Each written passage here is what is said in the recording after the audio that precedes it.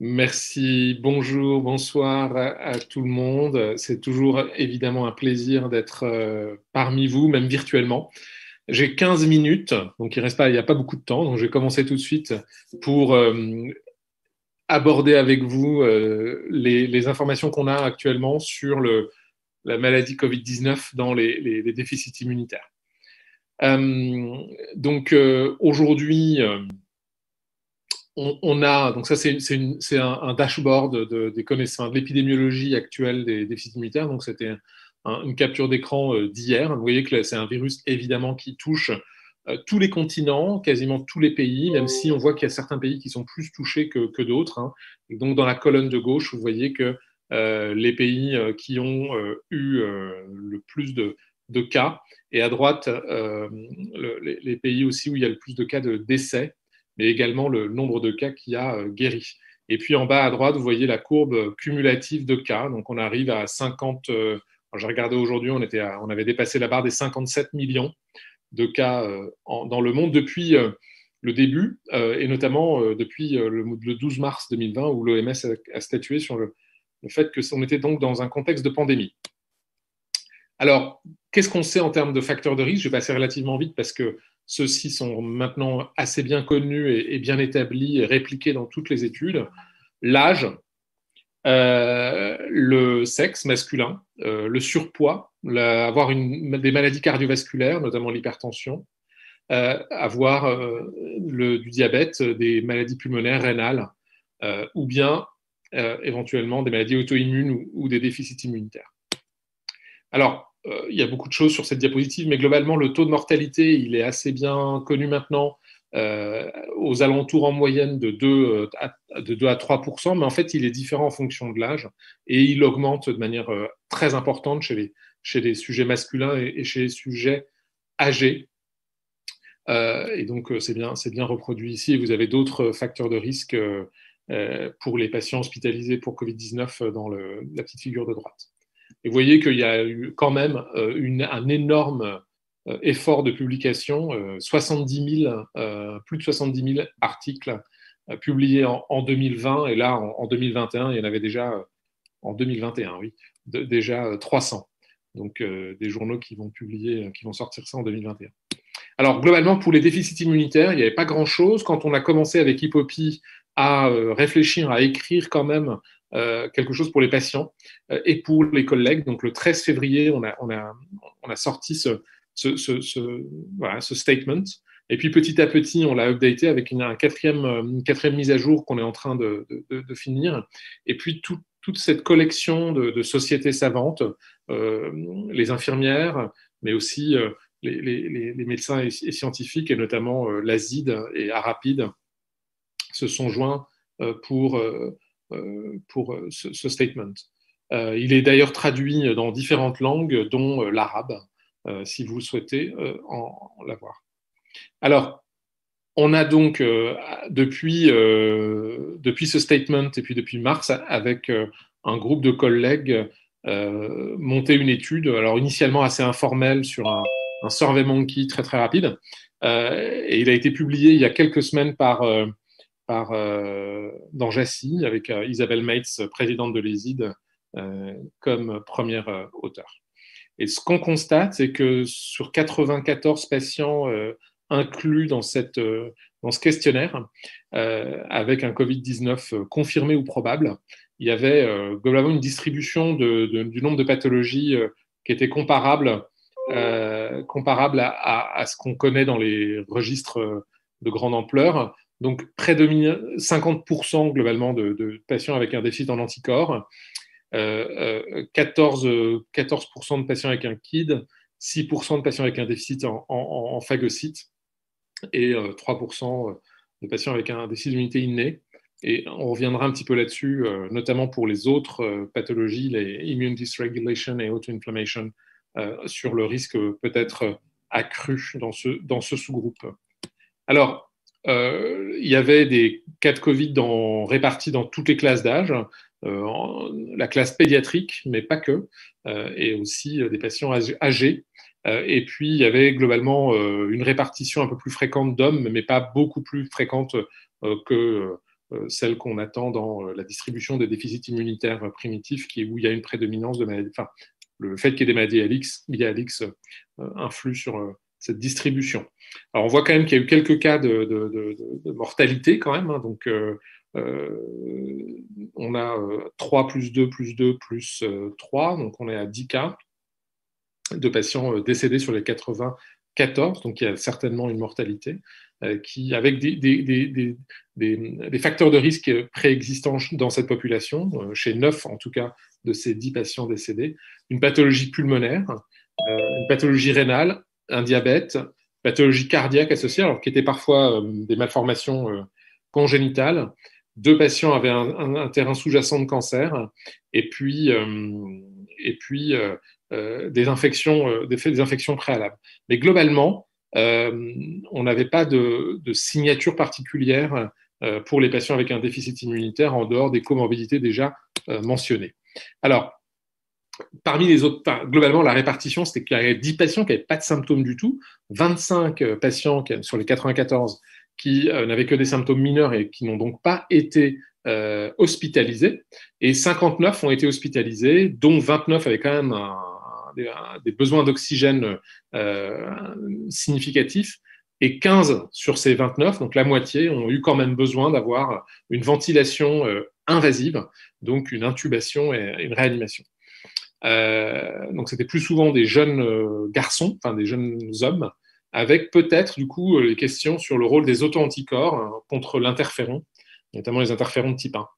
Et on va peut-être aborder cela après. Alors il y a eu d'autres petites séries, notamment espagnoles, qui ont rapporté, et c'était rapporté au congrès de l'ESID en 2020, là, il y a un mois, 35 patients, dont 55% ont été pris en charge à la maison, 45% à l'hôpital, et seulement 4 patients, donc 10% de toute cette série en soins intensifs, et avec quand même 10%, enfin 3 sur 35 patients décédés, avec là, chez eux, plus de patients avec une maladie auto-immune systémique, ou des patients avec des immunosuppresseurs. Alors, il y avait une autre série qui était quasiment, je crois, le premier papier sorti sur les déficits immunitaires et le Covid-19. Donc ça, c'est notre collègue italienne, Isabelle Laquinti, avec son réseau. Et donc, c'est des adultes avec un déficit en anticorps.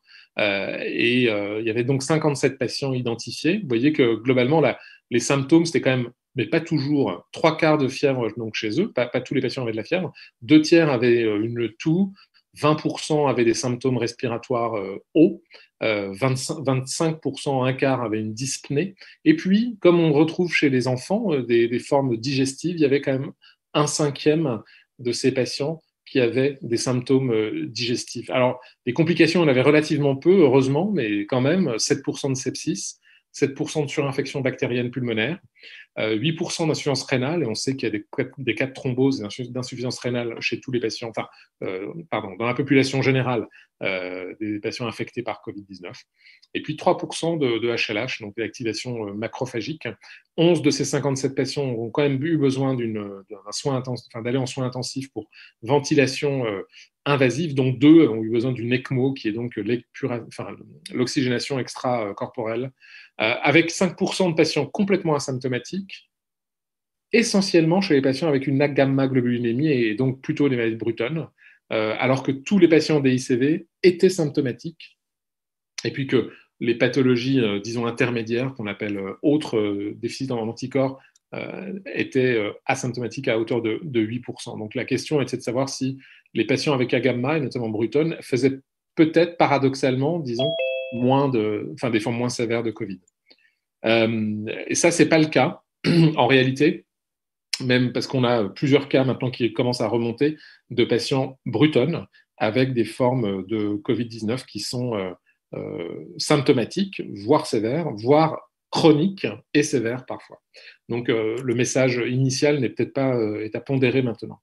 Alors globalement, Isabelle Laquinti avait sorti aussi un autre papier qui était sur la qualité de vie et qui trouvait que la télémédecine était possible et probablement extrêmement intéressante, et que les patients qui étaient substitués à l'hôpital par immunoglobuline intraveineuse avaient pu être on dit switcher,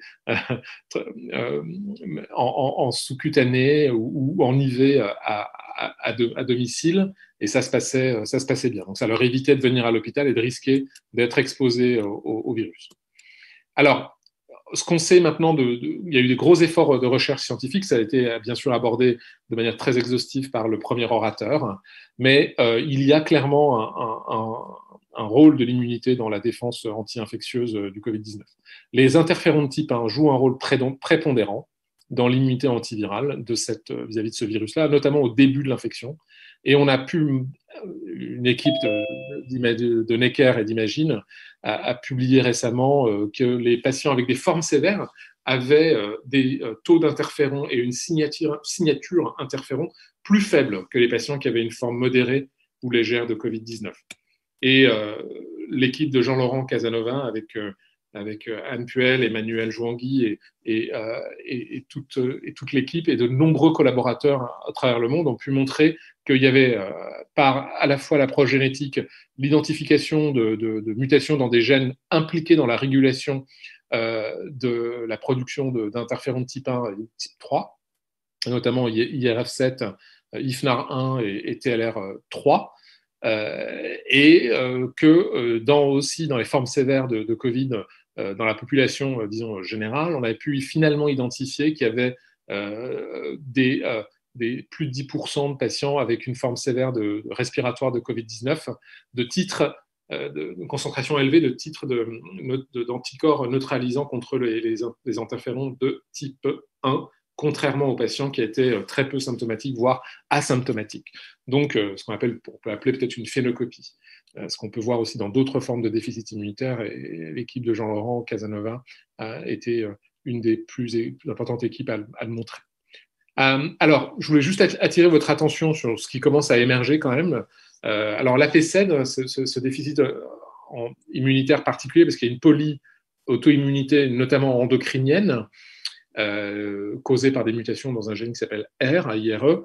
On sait maintenant, et encore une fois, l'équipe de Jean-Laurent Casanova a bien démontré cela, que chez au moins 10% de ces patients APCED, il y avait des anticorps neutralisants anti-interférents qui étaient détectés de manière élevée et chez qui donc, il y avait aussi des formes sévères de Covid-19. On a même sorti tout à l'heure là une recommandation ou une alerte par rapport au risque de formes sévères chez ces patients-là.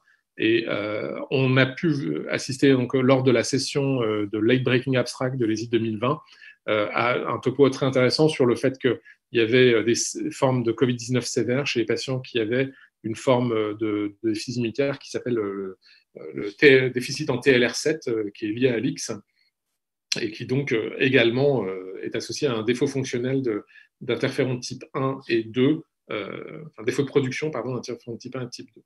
Et puis une autre forme de déficit immunitaire qui est nouvelle, qui n'est pas encore publiée, mais qui a été présentée, c'est le déficit en SH3 et SASH3, qui donne globalement une forme de déficit immunitaire combiné, et chez qui on sait maintenant qu'il y a des fortes concentrations d'auto-anticorps anti-interférons de type 1. Et donc, ces patients doivent bénéficier d'une surveillance particulière, et notamment d'un dépistage Covid-19 très rapide dès qu'il y a le moindre symptôme ou s'ils sont cas contact.